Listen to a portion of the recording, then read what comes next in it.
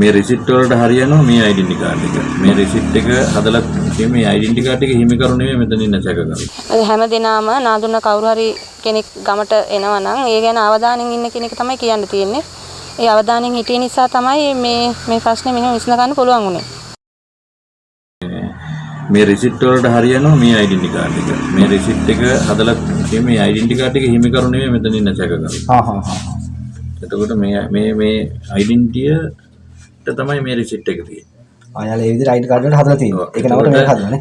මේ දෙක අගෙන තමයි එයාගේ බවට ආයතනයට ගිහිල්ලා ඉල්ලීම කරන්නේ. මේ ඩෙන්ටි කාඩ් එක දැන් මේකේ මේ ඇතුලේ තියෙනවා මේ නම මේ නමත් එක තියෙනවා. මේ ඇඳුම්පත අනුව තමයි මේ රිසිට් එක තියෙන්නේ. ඒතර මූණ මෙයාගේ වගේ තමයි එන එක්කෙනාගේ මූණ ඒ වගේ කරුගේ මූණත් මේ ඒහා සමානයි. මේ ඩෙන්ටි අනුව තමයි මේ රිසිට් එක. ඊයේක බදුල්ලෙන් ගහලා තියෙන එකද? බදුල්ලෙන් ගහලා තියෙන්නේ මේක මේ රිසිට් එකත් බදුල්ල NSB බැංකුවෙන් මේ රම්බාන් උකස් කරලා ගත්ත විදිහට තමයි මේ රිසිට් එක තියෙන්නේ. මේ හැඳුනුම්පතට තමයි නම තියෙන්නේ. එතන මේ හැඳුනුම් එකේ තියෙන ඡායාරූපය යාගේද?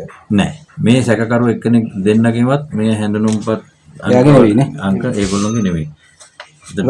මූණ ඒකට සමානයි සාමාන්‍යයෙන්. ඒක සමානයි. මේ එතකොට මේකේ මෙයා ඇවිල්ලා මොනරාගල බටු ගම්මන එක්කෙනෙක්. මේ ගහව මේ මොනරාගල එක්කෙනෙක්ගේ හැඳුනුම්පත. මේ රත්තරන් බඩු ව්‍යාජයද? මේ ව්‍යාජ රත්තරන් බඩු.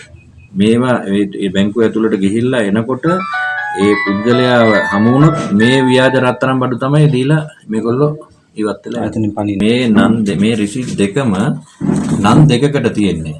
මේක ඇවිල්ලා 200යි මේකේ අංකය 200යි 38යි 494. නම තියෙන්නේ දිනේෂ් ප්‍රියංකර. එතකොට මේ රිසිට් පතේ මේකේ තියෙන්නේ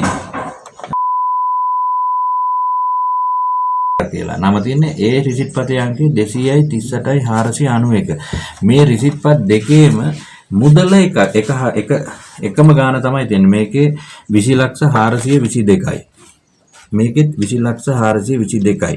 මේවා බොහෝ දුරට මේ පරිගණක වලින් සකස් කරන රිසිට් පත් බව තමයි මේ නිරීක්ෂණය වෙන්නේ. මේකේ මේ බදුල්ල බ්‍රාන්ච් එකේ මේ රිසිට් පත කුමකින් හෝ මේ ඩවුන්ලෝඩ් කරගෙන මේ නන් දෙකට අදාළ මේ හැඳුනුම්පත් වල නම් ඇතුළත් කරලා මේ රිසිට් පත් ව්‍යාජ විදියට සකස් කරලා තියෙනවා.